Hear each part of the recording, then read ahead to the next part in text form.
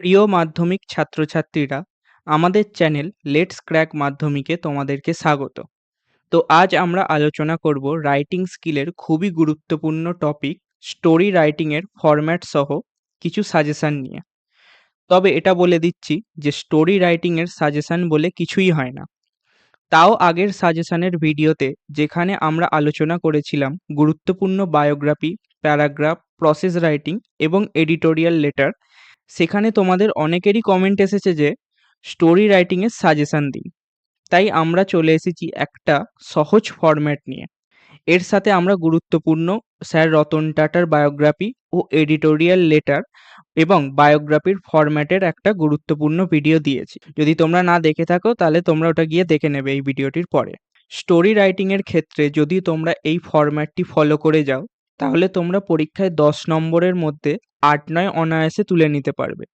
এর পরেও যদি তোমাদের পুরো 10-এ 10 নাম্বার চাই তাহলে তোমাদের গ্রামারের সাথে সাথে ভোকাবুলারিতে দক্ষতা থাকা খুবই জরুরি। তাও এই ফরম্যাটটি একবার ভালো করে দেখে নাও, তাহলে তোমরা খুবই উপকৃত হবে পরীক্ষায়। চলো বেশি দেরি না করে এই স্টোরি রাইটিংয়ের ফরম্যাট সহ কিছু উদাহরণ দেখে নেওয়া যাক।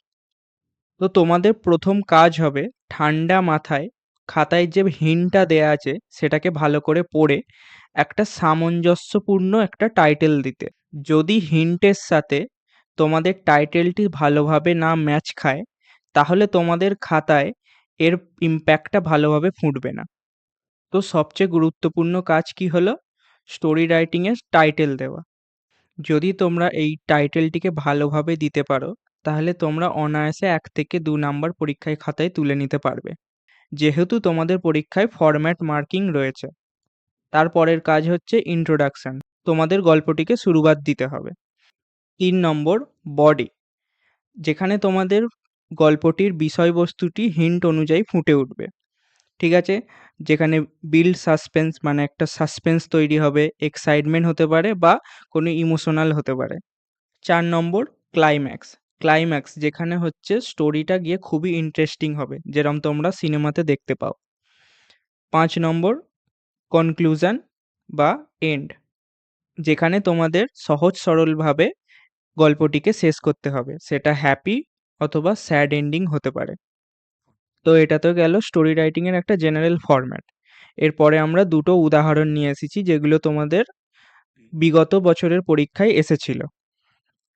তো তো 1 নম্বর যেটা আছে তোমরা পড়ে একবার স্ক্রিনশট মেরে নেবে, যাতে তোমাদের পরে আর এই ভিডিওটি না দেখতে বারবার দেখতে হয়। ঠিক আছে? 1 নম্বরের যেটা আছে সেটা মাধ্যমিক 2022 সালে এসেছিল।